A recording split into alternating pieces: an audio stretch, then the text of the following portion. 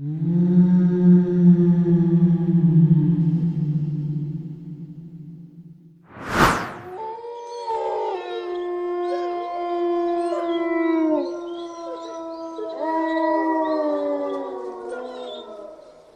មស្វាគមន៍មកកាន់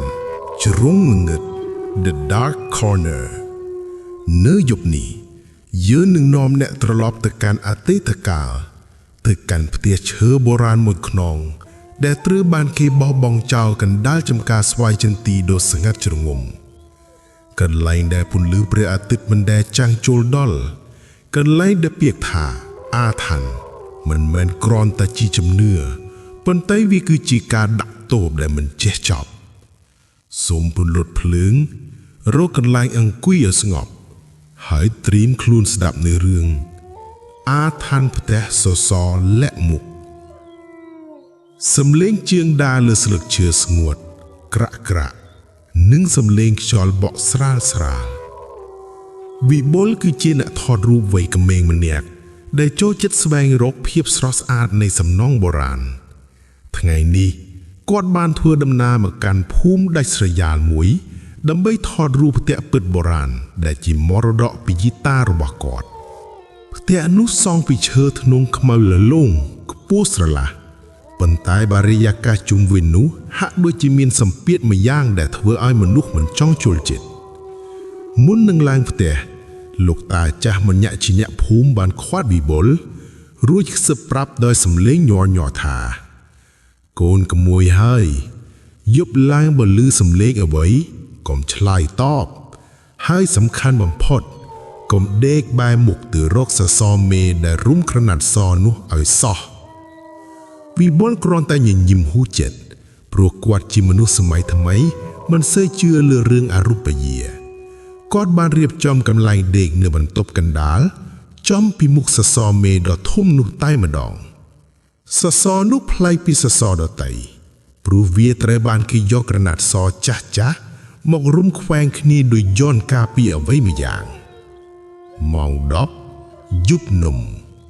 ក្នុងភាពស្ងាត់ជ្រងំនៃចំការស្វាយចន្ទីវិបុលព្យាយាមបិទភ្នែកសំងំដេកប៉ុន្តែអារម្មណ៍មួយយ៉ាងបានរំខានគាត់វាជាអារម្មណ៍ដែលមានភ្នែកមួយគូសម្លឹងមកគាត់ពីក្រោយខ្នងគាត់ងាកក្រោយយឺត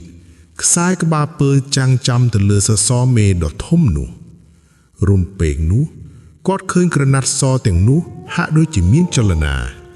ដូចមានអ្វីមួយយ៉ាងកំពុងព្យាយាមរើបំរាស់ពីខាងក្នុងឈើសំឡេងតុកតុកតុកតុកឮចេញពីក្នុងសសរឈើវិបុលដើរទៅជិតក្លិនផ្កាម្លិះជោកចាម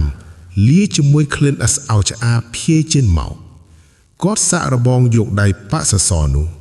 ប៉ុន្តែឈើនោះមិនត្រជាក់ទេផ្ទុយទៅវិញវាក្តៅអ៊ុនដូចជាស្បែកមនុស្សយប់នោះគាត់បានយល់សប្តិឃើញស្ត្រីម្នាក់អង្គុយសិតសក់បែរខ្នងនៅពេលនាងងាកមកផ្ទៃមុខរបស់នាងគឺរាបស្មើដូចជញ្ជាំងគ្មានភ្នែកគ្មានមាត់ប៉ុន្តែមានឈាមហូរចេញមកជាដំណក់វិបុលភ្ញាក់ឡើងទាំងញើសជោកខ្លួនប៉ុន្តែអ្វីដែលរន្ធត់បំផុតគឺក្រណាត់សដែលរុំសសរនោះឥឡូវនេះវាត្រូវបានស្រាយចេញនិងធ្លាក់រាយប៉ាយលើដីស្នាមក្រចកខ្វៅយ៉ាងជ្រៅលេចឡើងលើសសរឈើខ្មៅលលងនោះភ្លាមដោយក្តីតក់ស្លុតវិបុលរត់ចូលទៅក្រោមផ្ទះគាត់បានរកឃើញកំណត់ហេតុចាស់មួយនៃជីតាដែលលាក់ក្នុងឡង់ឈើអក្សរក្នុងនោះសរសេរថាឆ្នាំ1924ដើម្បីរក្សាសម្បត្តិមហោត្សាម្ចាស់ផ្ទះដើមបានប្រើវិធីបញ្ចុះសសររស់ដោយយកនារីម្នាក់ឈ្មោះមុននីមកធ្វើជាអ្នកថែរក្សាផ្ទះក្នុងសសរមេទាំងរស់មុនស្លាប់មុននីបានដាក់បណ្ដាសាថាដរាបណាសសរនេះនៅឈរអ្នកណាចង់យកសម្បត្តិអញទៅវានឹងត្រូវស្លាប់ជំនួសអញសំឡេងស្ត្រីសិតក្បែរត្រចៀកឯងចង់មកដូរកម្លែងជាមួយអញមែនទេរំពេកនោះសរសៃសក់ខ្មៅលែងអន្លាយជាច្រើនរយសរសៃចាប់ផ្ដើមវាចេញពីក្នុងដីនឹងជញ្ជាំងឈើសំដៅមករកវិបុល ដូចជាសត្វពស់ពួកវាចាប់ផ្ដើមរុំជើងនឹងករបស់គាត់យ៉ាងណែនវិបុលដកដង្ហើមសឹងមិនរួចសរសៃសក់ត្រជាក់ស្រែបកំពុងរឹតកគាត់កាន់តែខ្លាំងក្នុងគ្រាអាសន្នវិបុលលើកឃើញពាក្យជីតាដែលធ្លាប់បង្រៀនឲ្យសុំច្បាប់មិនមែនដេញទេគាត់លើកដៃសំពះទាំងញ័ររួចស្រែកថាខ្ញុំមកទីនេះតែដើម្បីមើលថែរក្សមរតកគ្រួសារប៉ុណ្ណោះមិនមែនមកដណ្ដើមសម្បត្តិទេបើលោកយាយជួយចាប់សូមអនុមោទនាបុណ្យដែលខ្ញុំនឹងធ្វើជូនលោក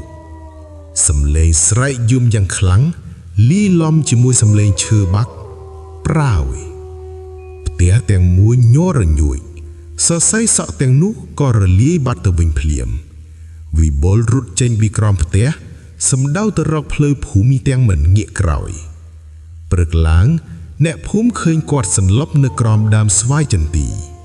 ផ្ទះឈើនោះនៅតែឈរយ៉ាងស្ងប់ស្ងាត់ប៉ុន្តែអ្វីដែលប្លែកគឺសសរមេនោះលែងមានក្រណាត់សរុំទៀតហើយតែវាមានស្នាមរៀមដៃឈាមមួយចាជាប់ឈើនោះជានិរន្តរ៍អាថ័ន្តមិនមែនបង្កើតមកដើម្បីសង្លាប់មនុស្សគ្រប់គ្នាទេ